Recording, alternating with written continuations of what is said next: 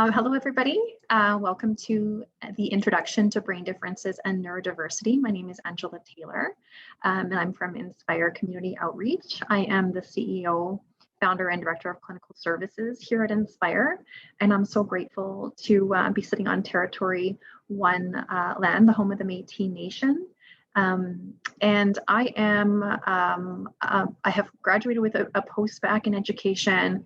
I have my master's, and then I'm also about halfway finished my PhD. So I have a little bit of knowledge through book learning, but most of my knowledge is through lived experience. And so I'm grateful to share that as well as we move through today's topics. A little bit about Inspire, for those of you who aren't aware. Inspire is an incorporated nonprofit social services agency providing evidence and culturally informed, family-centered education and programming designed to meet the needs of those living with mental health issues and neurological and cognitive differences, supporting youth and families with unique challenges and celebrating strength. We are definitely a strength-based model and lens within this organization in our place and community. And we're so grateful to work alongside community members all over the province of Manitoba, into Ontario, and actually throughout Canada. So we're so grateful to be able to do what we do. What do we do? For those of you who don't know, you can learn more on our website at inspirecommunityoutreach.ca. We're most known for the in-home family stabilization unit, where we go in homes and provide very intensive wraparound supports to those with kiddos with all kinds of neurological differences and mental health concerns, and combinations of all of those, whether they're diagnosed or undiagnosed or on the way to being diagnosed. And families can actually self-refer. And unlike a lot of the organizations doing wonderful work throughout Manitoba and Canada, we actually don't have a wait list. The way that we function is by attending to people as quickly as possible, which is a very short turnaround period of time. We do transition planning, so either between schools or daycare to school, or sometimes other locations throughout our community. We do in-school support, work alongside the very skilled educators that we have here in Manitoba, including advocacy within various organizations and school.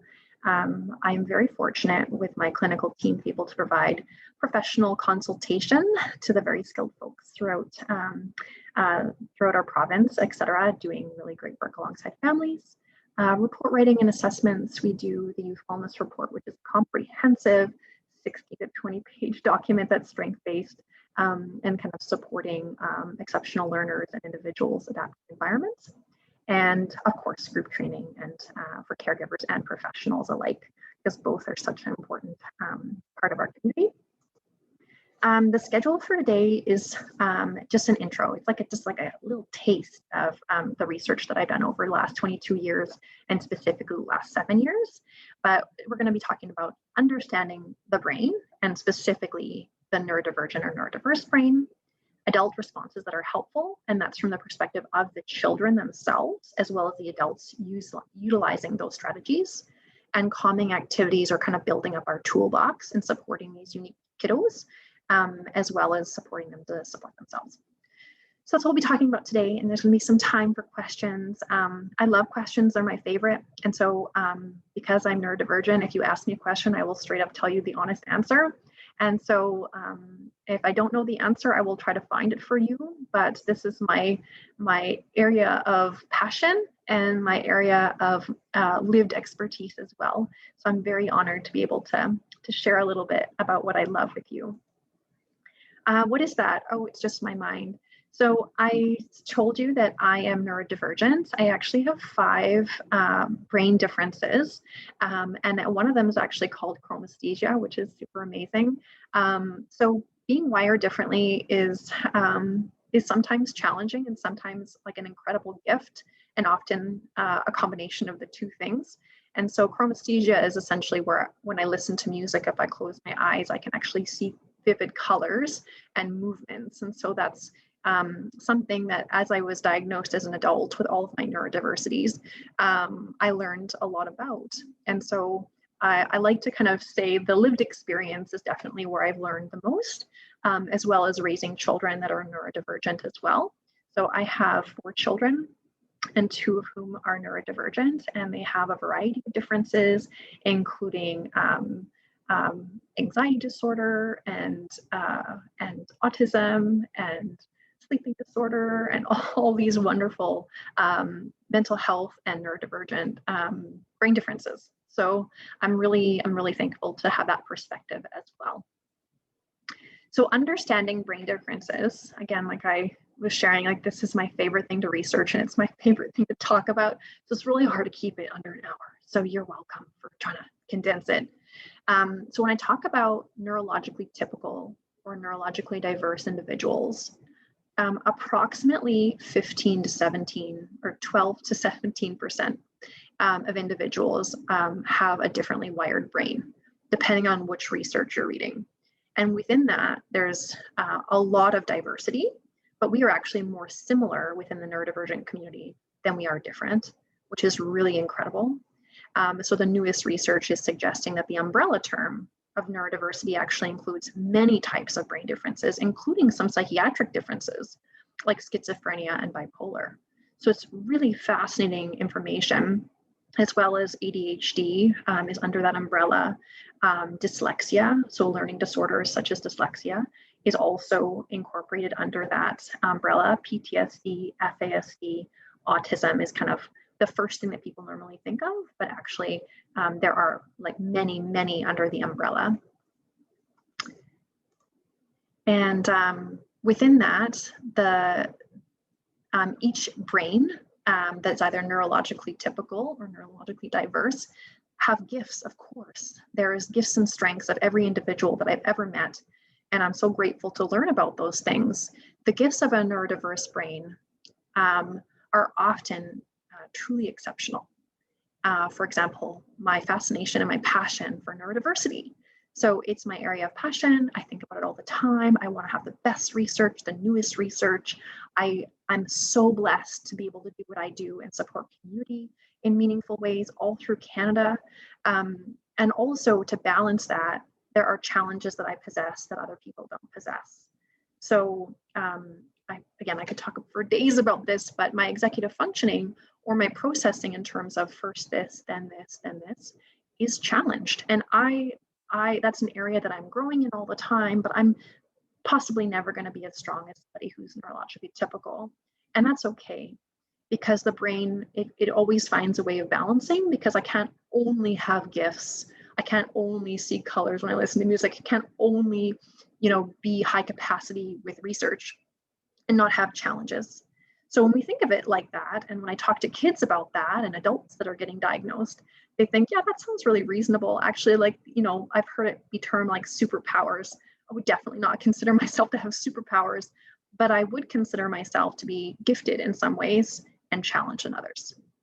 One of the things that's been really interesting to research is a complex brain like mine, or a neurocomplex brain, has variable development. So generally, child development, they have studied that by age and development, they kind of go up pretty steady. With a neurologically diverse brain, it doesn't. In fact, we kind of stay stagnant for a while, often, and all of a sudden, light bulb moment. Oh, I understand that now. That makes perfect sense. And we see sometimes even a setback. That's also pretty normal for us. And so in some ways, I'm going to excel and things are going to be so easy for me. In other ways, it takes me a long time, or I might never get there. And again, that's that strength-based lens of, there's going to be things I'm really gifted at and other things that I'm not.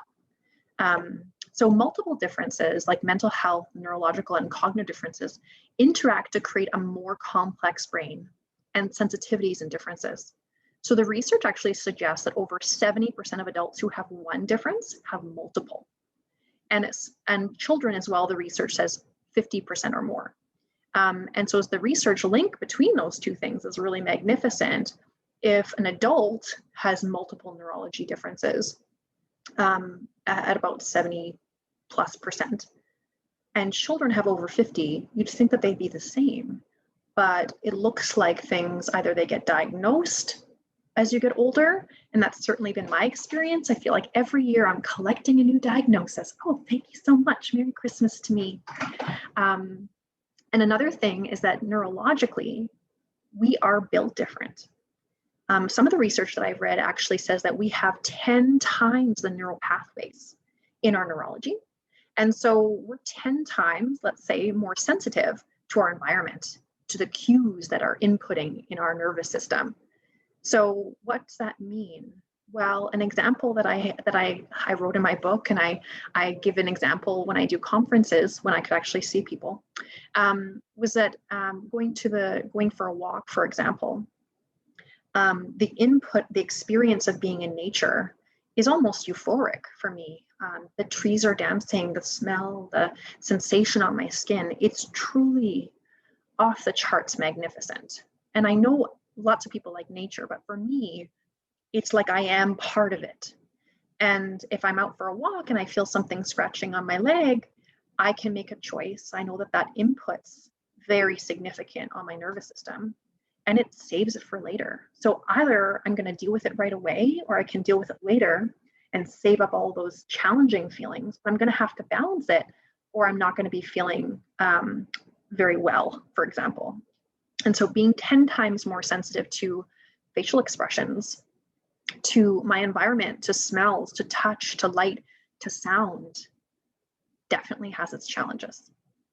And when we think about community and we think about youth that we're supporting and the environment that most of us work in, for example, my experience of my home is all adjusted. My experience of my work is it's not adjusted. And I have a lovely place to work. But the adaptation is easier within my home. And so at Inspire, we often go to children's homes and families' homes because we know that they're going to be more comfortable and they're going to be more able to learn. Another thing that we think about when the brain, for example, is 10 times more sensitive is the idea of fight, flight, freeze. That survival technique to kind of get through difficult times or danger is something we all possess. The experience of this for me is that I feel it probably 10 times more than the average brain because I'm 10 times more sensitive. And so my brain is more likely to go in fight, flight, freeze than another person. And what does that mean? Well, if I'm in fight, if I'm having anxiety response, I'm not going to be able to hear you and respond to you the same way that I would like to. And this is so often what we see in behavior challenges with young children that we support, is that what looks like a tantrum, what looks like anger, what looks like violence, what looks like a lot of things that gets a lot of stigma is actually this response. And so when we consider, okay, well, what's my go-to response? It's most likely it's going to be where you want to flight, you want to leave. But so often the things that we see with our children is like, you know, an escalated voice, hitting, kicking, throwing things. All of that intensity in the body is the start to some of those really natural responses. Further to that, this is one of my favorites by Dr. Dan Siegel. He's so brilliant. So when we think about individuals with sensitive neurologies, and if they're having that escalation or that amygdala response, more often what's happening is that when we're born, we have the base of our brain is already fully functioning. It's ready to go. It's all of our instincts. And so we're hungry, we got to eat, we're tired, we got to sleep, all those wonderful things that we take for granted. And around the age of about 6, we have the amygdala fully formed. And that's that emotion warehouse of the brain. That's where the fight, flight, freeze response is stored. And the research suggests that between the ages of 0 to 5, in connecting all the attachment and all these wonderful things, that's where our survival techniques kind of take root. And it can be very hard to learn new ways of coping through those stressors, because our brain says, listen, you've been doing this for 30 years. It's worked your life, so let's just keep doing it for a long time. So it can be hard to learn new ways of coping. And then to stay regulated, to problem solve, to think about processing or sequencing things, consequences, etc. That's all in our frontal cortex, which kind of wraps around the front. And that's not fully developed until ages 25 to 29. And some of the research that I found suggests that if you're neurologically complex, it's actually 29. And if you're more typical, it's 25. So that's also really fascinating. And that would kind of match the data saying that we have 10 times the pathways. It takes longer time to fully develop. But what happens is that all that wonderful stuff at the front of the brain goes offline when we feel attacked or in danger. And with our neurology being as sensitive as it is, we actually go into that state much more often than the average brain, which is really amazing and really, in some ways, wonderful. We're really good at being safe. But that shutdown response is really hard to connect to that individual. And I'll talk a little bit more about that in a minute. This is one of my favorite things. So I don't like the word normal. That really bothers me, but I like this image. And so it talks about a neurotypical brain where the ability to process what is heard is 10 times more powerful than a neurologically diverse brain. So when we think about Temple Grandin's brain, which is, magnificent, the ability to process what is seen is 10 times more powerful. And I've written about this in University of Manitoba magazine and in my book. But one of my favorite things to share is an example of bringing my beloved son, who's also neurodivergent, to Fort White. And we're out for a walk and we're taking in nature and it's a lovely time. And he kind of makes a sound. And I'm like, I don't know what he's saying. I'm going to look around. Okay. He's trying to show me something. I understand that as his mother, but he doesn't have the language yet to be able to communicate with that with me.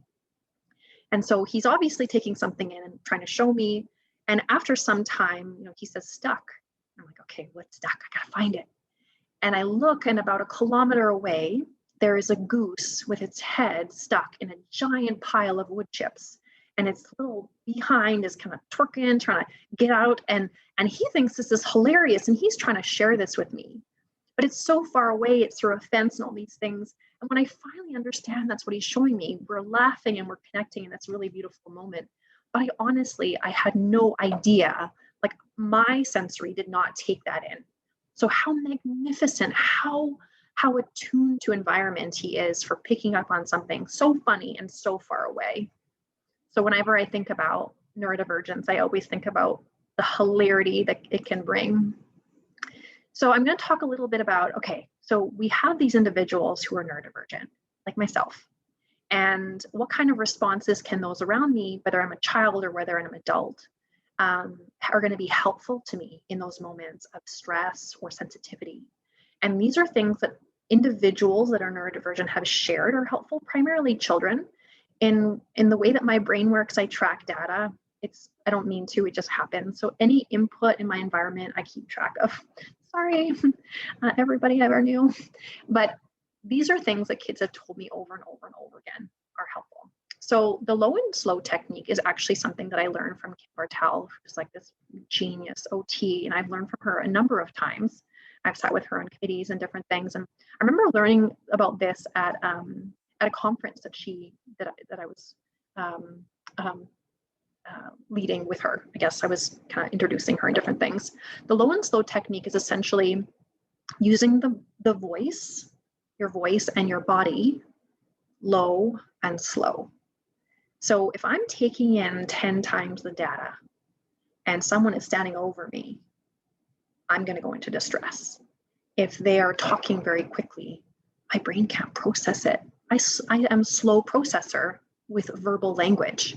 So that's going to be really stressful for me, and it's going to cause that distress response, that survival fight, flight, freeze response.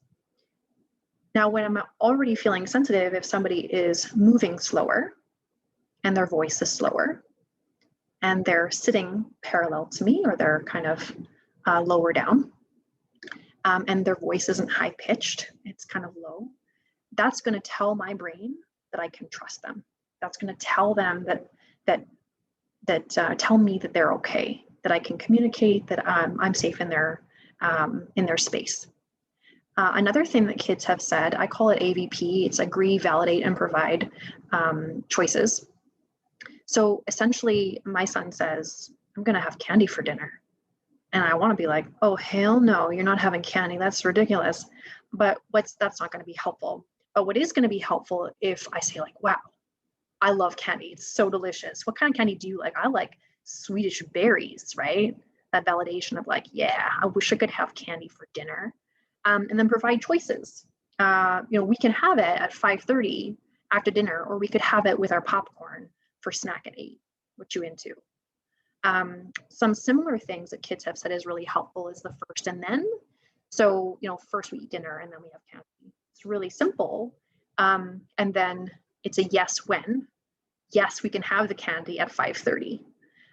My preference for myself is the agree, validate, and provide choices.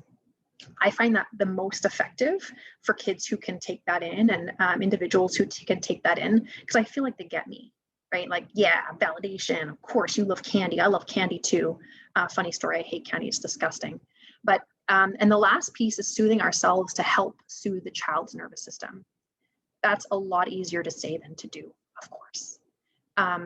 But the interesting thing about that amygdala response is the brain senses it's in danger. So of course that's going to be contagious. So if you're supporting an individual who feels they're in high levels of distress and in danger, your brain's going to go, there's probably like a saber-toothed tiger around the corner. Like, we should also get worked up. So if you can soothe yourself to be regulated, that will help the individual co-regulate with you and calm down, especially for kids, because their frontal cortex is not yet fully developed, and it's not going to be for a long time, like decades. Some of the ways that I've helped myself as a black and white neurodivergent kind of a thinker is I need to have a structure. I can't just do the things. I have to have rules set out for myself. My brain works best if I have very succinct, clear information about what's going to be helpful and what's not going to be helpful. What are the rules around supporting my son, who's also neurodivergent? And the rules that I've set out for myself are: be curious. What is his experience of this right now? And as I use my curiosity, my frontal cortex stays intact and I stay calm.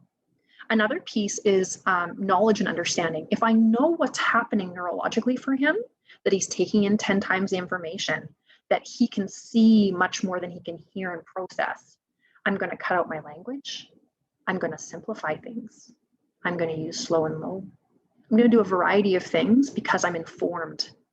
And that's going to help me stay calm in the situation.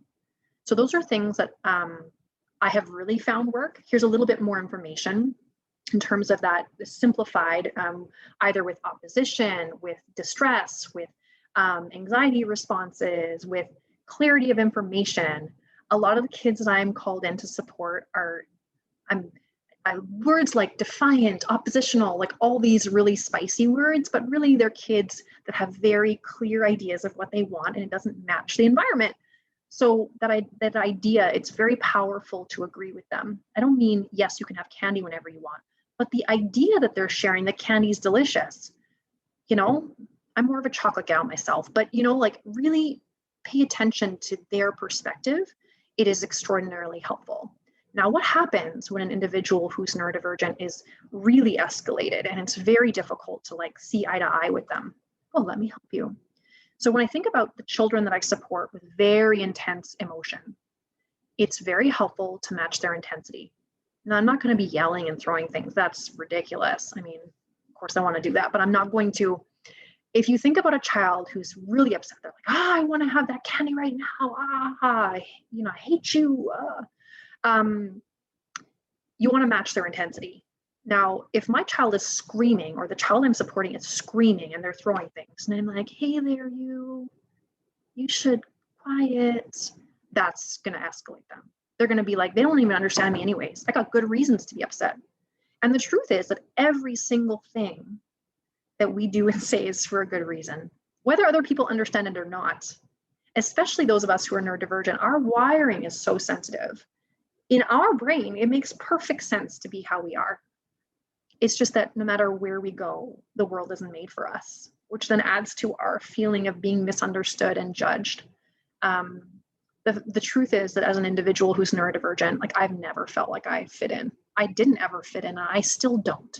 It's just that I'm old now and I'm okay with it. But as children, you feel that so strongly, and it feels really intense. And part of like one of the neurodivergence that I have is ADHD and ADD combined type, because I'm fancy. And one of the things that within the research is that it suggests that up to 99% of us have rejection sensitivity dysphoria, which essentially is that I'm taking in 10 times the information. So I'm noticing your facial expression, your mouth, your voice, your everything, your body stance, your vibe. And so my body is going to sense that you're rejecting me, even sometimes when you're not. And so then we have to be really mindful of that as practitioners, that there's going to be some misinterpretation, and the data on it is actually delicious. There's so many reasons why the neurodivergent feel that way. And part of that is because we're told no more than any other population. We are stigmatized, in terms of our, teacher relationships, parent relationships, frustration of those individuals who are trying to support us because they don't have the information they need. We're at a disadvantage because things are harder for us, and people, it's harder for them to support us as well. So if they're really upset because the world doesn't understand them, and then we're coming in like super chill, that's not necessarily going to be the best match. So my son's super angry, he's super hostile, and I'm like, yeah, you're right. He's like, yeah, power, he's like, we're the same. So when we're matching them, not with, escalation, but with intensity, right? Then it's allowing them to know that we're safe and we understand them. And what I want to do is I want to slowly come down and have them match me, which is why we agree. Like, yeah, it's so outrageous. I want to swim all the time too. Why don't we have a pool? Like our friends. And then validate, yes, of course. And then I'm slowly lowering my voice. I'm slowly lowering my body. I'm slowing my body. Something else that's been really helpful that I've been using for a few years with my children and the kids that I support is when people are in very high levels of distress, specifically neurodivergent sensitive brains, I want to help, and I'm here when you're ready. It's giving them the power to call upon me when they want. And something that we know about this population and population that I'm in is that we have people telling us what to do and how to be all the time, more than any other population, because we have invisible disabilities and people don't get it, what it's like to be us. And so this idea of giving choice, giving power back is extremely powerful. So it can be simple things like, do you want to do that now or later at 5 o'clock or 3 o'clock? Do you want the red cup, blue cup? And really that idea is empowering, not just for the relationship between me and a child, but also teaching them that they have the power to make choices within themselves. That's that modeling piece that's so important, that our brains, because they're black and white thinkers, things don't occur to us until they're presented. They just don't. Even, at the age that I'm at, it's so young, I'm still learning things, that my definition of something that I thought this is what it was not it actually at all, because I didn't have the information presented to me. So that's something important to know. Don't assume we know it, because we probably don't. Another thing that I want to talk about is building up your toolkit. So as an individual who's supporting individuals or connected to individuals who are neurodivergent, it can be tough, okay? Like we're not all like rainbows and sunshine. There is going to be some challenge there. We tend to be black and white thinkers and kind of express information and communicate in different ways.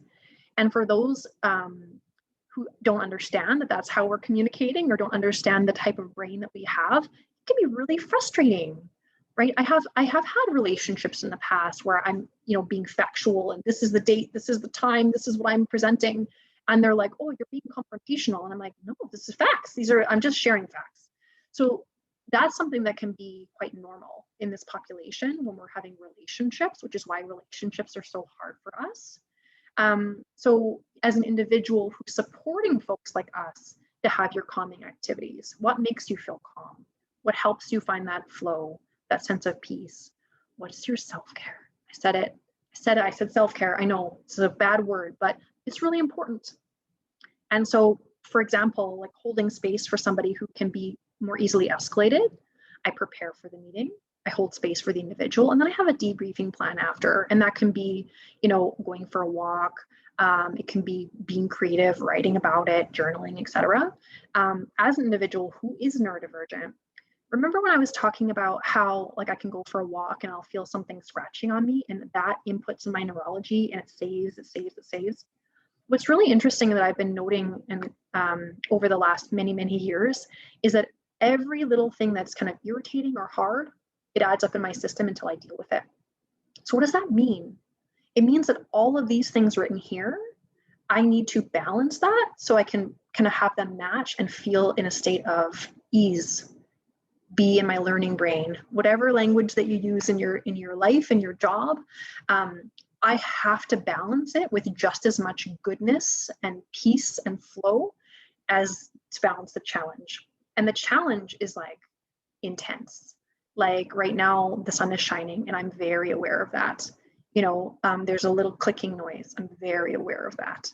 My dishwasher's broken. Like all these little things, they input in my neurology and in my nervous system. And to balance that, some of the things that I do, I like to be near animals. I really like cats and dogs. I like to have them around. I like to feel their fur and enjoy them, play with them. For me, walking and movement is very important. I'm a very high charge person in terms of like, you know, all the different sensitivities that a human can be. There's kind of 3 areas that need to be addressed. One is being high charge or having like a lot of energy in the body. You got to deal with that. Another is sensitivity to environment. Another is attachment need or connection need. So I need to address all 3 of those in my positive inputs every day. You know, that means lots of like nice cuddles. That means connecting with friends. That means I'm an artist. And so creating art and kind of dreaming up art ideas is really important. I'm also a writer. I need to write. I write poetry. I write books. I really enjoy that as well. For my son, he always has a little car with him, even when we go to the water slides. He loves water and he does building. He's always got Lego with him. Something really interesting that's kind of confused or there's misinformation about is if you have an auditory sensitivity like myself, that you don't want any sound. And actually, it's not true. I love sound. Sound is my favorite. It's that my sensitivity to it encourages me to have control over it. So if I can have control over how I'm listening to my music, what music I'm listening to, and specifically on repeat, because that's delicious, then I'm in my happy place. If it's uncontrolled, I have no control over it. It's loud, it's somebody else's song. I can't turn it off. I can't control the level of sound or how I'm listening to it. That's going to be a trigger for me because I'm so sensitive to with my auditory. Reading and audiobooks is something that's super important. Audiobooks specifically, kids love them. They're not my preference, but they love them. And so that's been a really calming thing for a lot of the kids that I support as part of their toolbox and keeping them regulated and inputting that as much of the day as they can, hundreds of times, let's say. Eating, snack, you know, of course, hangry, we all get hangry, but making sure that it almost like does a reset. Anything center line of the body is going to be very regulating, which is why our kids pick their nose and touch their eyes and fiddle with their hair, or they like when you scratch them. They chew their clothing, their skin, all those types of things. When you have a kiddo who has a need to chew, because if you don't feed the need, it bites you, I encourage all kinds of jewelry or like, you know, chewing safe type of items. Smell also center line of the body. So having things that smell quite nice, and what smells nice to me is going to be different than you. And so really encouraging like, what is your favorite scent? Is it lavender? Is it nature? Is it whatever? And for a lot of us, just having our feet on the ground, on the grass, on the soil is also extremely grounding.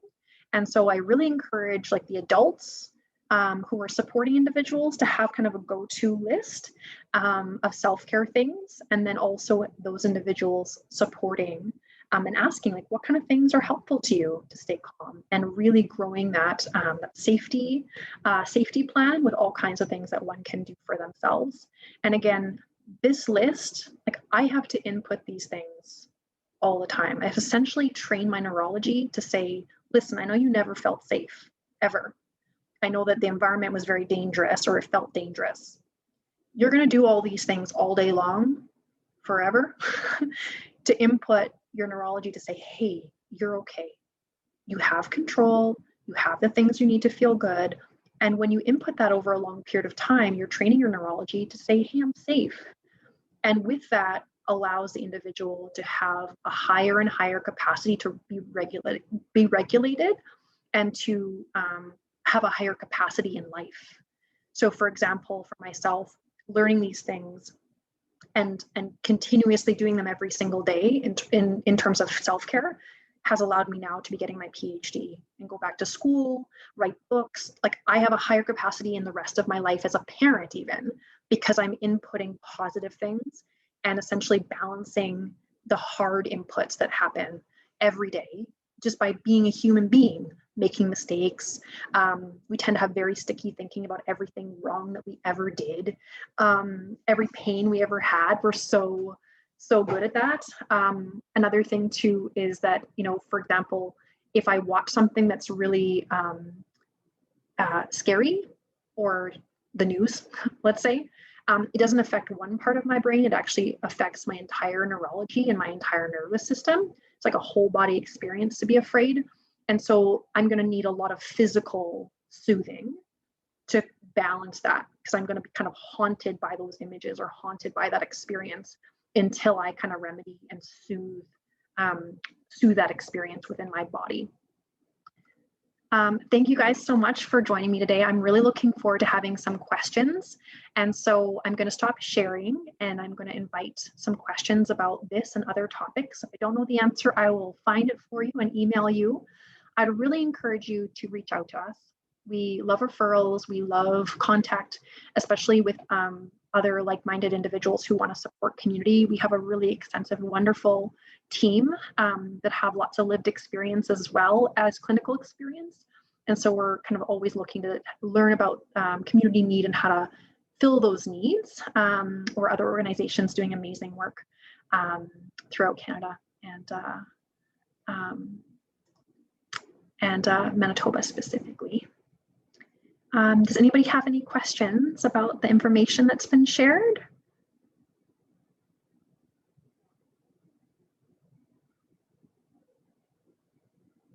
Pretty please.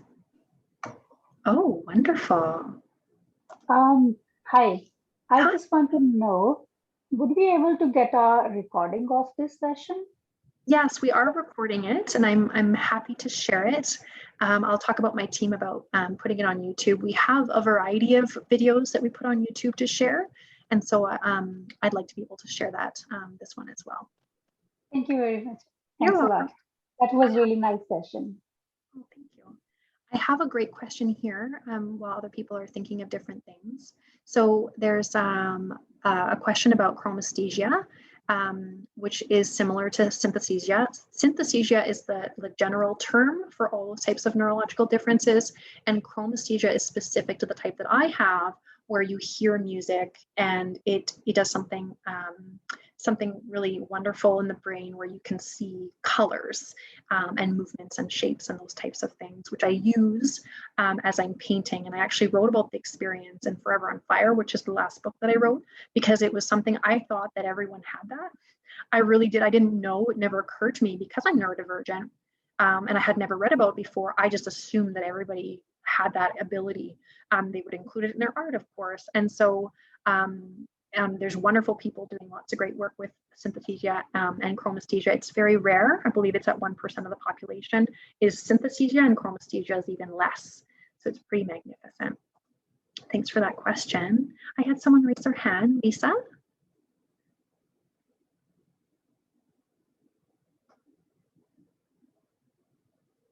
You are muted. Can you hear me now? I can hear you, yes. Hi person asking about synesthesia. I just wanted to share that my husband also has synesthesia, and a different kind. And he has what's called spatial sequential synesthesia, which is everything that has a list or an order ends up having like a physical representation of like a shape in his mind. And I didn't know what synesthesia was before we discovered that he had that, just like Angela's recent discovery of chromesthesia, because he just thought that's how everybody kind of did things. But what I've understood about synesthesia is, like what Angela said, the synesthesia is the umbrella term, and it's what my understanding of it is that it's when kind of like two senses get kind of intertwined neurologically. So for Angela, she's got like that auditory and something visual going on, which is really cool. And some people have like that also in a way where like every name has a color. Some people have that, so it's very similar. And then there's also other types of synesthesia, like, you know, space and order, different things like that. So I just wanted to like share. Thank you. That's really helpful. Yeah, for me, I always thought that that everybody had it. And what's really interesting about the 12 to 17% of the population with neurological differences is that we are more similar than we are different. And so that's why so many of us have one, not two, or not, I have 5 neurological differences, and being diagnosed as an adult is quite different than being diagnosed as a child. And I just assumed that this is how everybody was wired. This is how everyone's brain worked. And I'm delighted to know that, there are so many of us, and that it's becoming more widespread and talked about. But it's fascinating. It's wonderful. And to know the strengths and also know the challenges as well, to normalize that. It's been very empowering for me to kind of embrace that and change my environment so that I can thrive, because it's not easy to thrive in a world not made for you.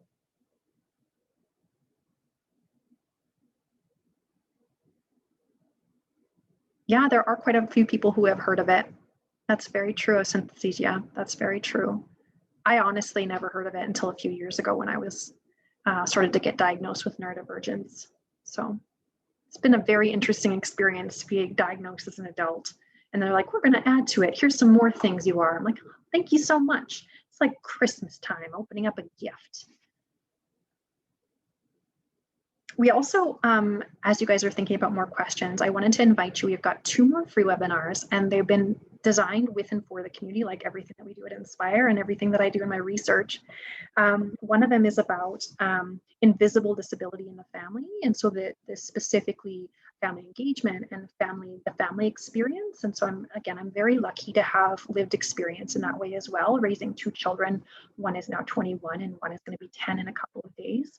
And so having lots of lived experience, being a part of a family, but then also supporting families for 22 years. Hard to imagine, every year just goes by quicker and quicker. And the second one that's coming up is called Everything You Want to Know About Supporting Complex Families. And we're talking about all kinds of differences, not just neurological differences, although there's so much overlap in mental health, physical, neurological, and cognitive, so much overlap with those complexities. That's like questions that have come in from the community, and then answers from the community as well, and synthesizing those 2 pieces. We also have neurodiversity level 1 and level 2 that I've been researching for quite a long time. And it's a lot of data from my book, Forever on Fire, which is like 500 pages of the internal working and the experience of being neurodiverse. But that's going to be in August, is level 1 and level 2. And we're actually piloting it at like a reduced cost, because it's the first time. So we're going to invite input from the community and say, like, what would you like to know that we didn't include? We really want to increase knowledge accessibility about neurodiversity, because it is so widespread and so magnificent, but it's kind of misunderstood. And a lot of the information and data available to people, it's hard to find, and it's written by those who are not neurodiverse. So then we have kind of a mismatch of like what the lived experience, and actually the new terminology that I've written about in some national books is called neurocomplexity, which you probably heard me say. But it's about the biological and neurological differences themselves, like on a brain scan, or like a neurologist would discuss. And then there's the lived experience of having those neurological differences, which is generally not talked about. And lots of misinformation about that, about how sensitive we are and why we're sensitive. And then there's the external, right? The environment of stigma, of perception, of never having anything kind of made for us. And so those 3 things, they interact in a very unique and very significant way. And so when I talk about neurocomplexity, it's, there's the umbrella term of neurodiversity, and then almost above that is neurocomplexity, because it incorporates all of those things, not just the brain differences, which is generally the only thing discussed. So we're going to be talking a lot about those, like the complexity of that in neurodiversity level 1 and level 2. And I'm very excited to be able to share that data, because it's stuff that working alongside educators and social workers and psychiatrists and psychologists and community members and just wonderful, incredible humans doing magnificent work throughout Canada, they've brought that to me saying, this is important. Can we learn more about that? So I feel very thankful to be able to share that. Yeah. Any other questions about neurodiversity, brain differences? It's my favorite thing.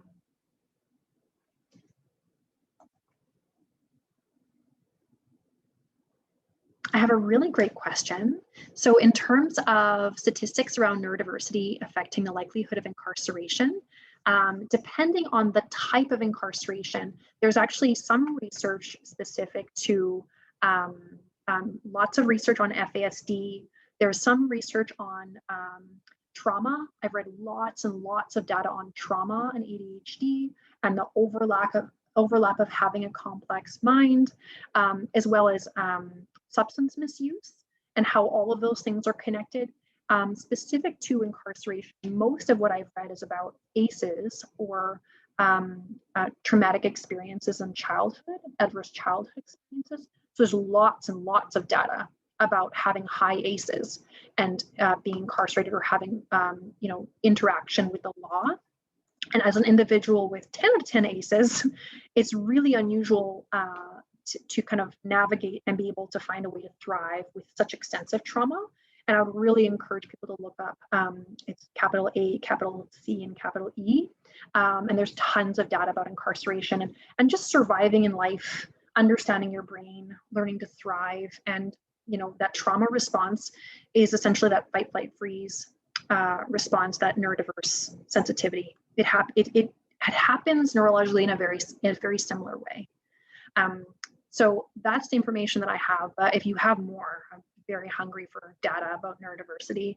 So if you haven't share, I'd love to see it.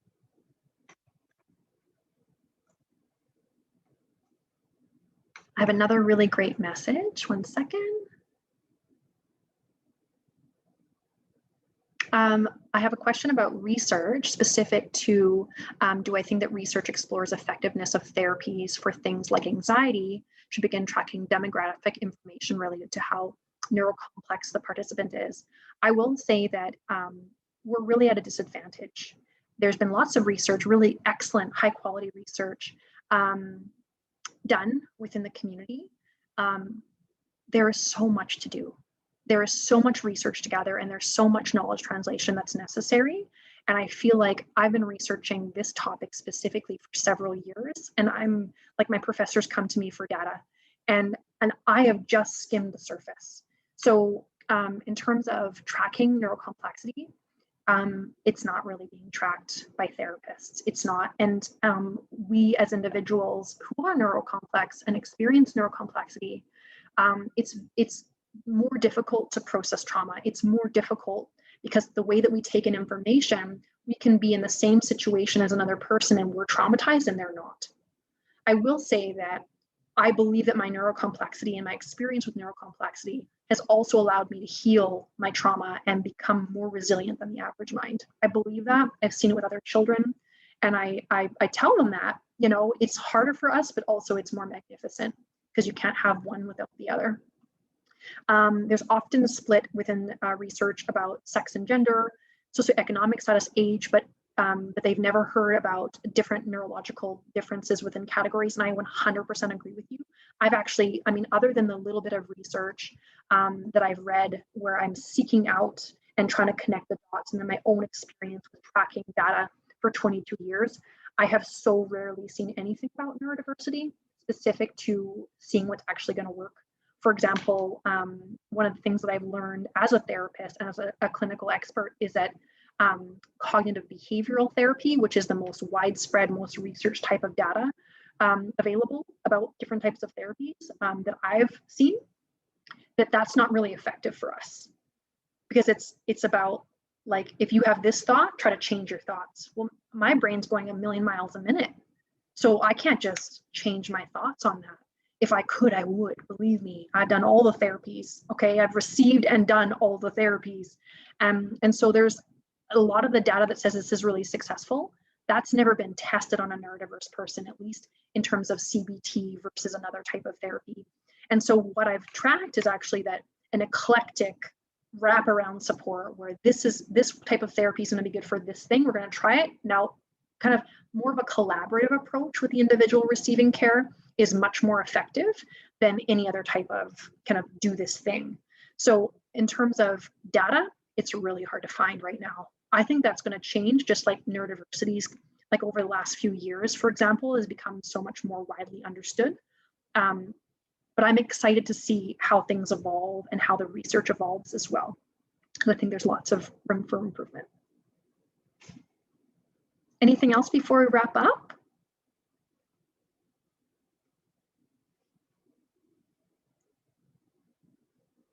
I really appreciate you guys coming to connect with me. Oh, I have another question. Yes, I feel so grateful that you brought this up. So lots of individuals, specifically those who are genetically female, we really don't get diagnosed until much later. So the stats on autism, the stats on ADHD, the stats on everything is that we're diagnosed sometimes decades later, and often not until adulthood. And so that's really interesting, because you think a neurological difference is a neurological difference, and it's presented like this in the DSM-5 or 6 or 7 or whatever. But why then are we not being diagnosed? We present differently. And generally the stats and the research is done on males. So again, we're at a disadvantage because we haven't really been included in the same way in research about certain topics. And so I'm really excited to be kind of involved in discussing that and kind of changing the way that we think about neurodiversity for all genders, all individuals, and however we experience life and our identity. So thank you so much for bringing that up. That's really helpful. I really look forward to connecting to folks on the next couple of webinars and beyond. And I'm very grateful that you joined me here today. And I'm looking forward to touching base again soon.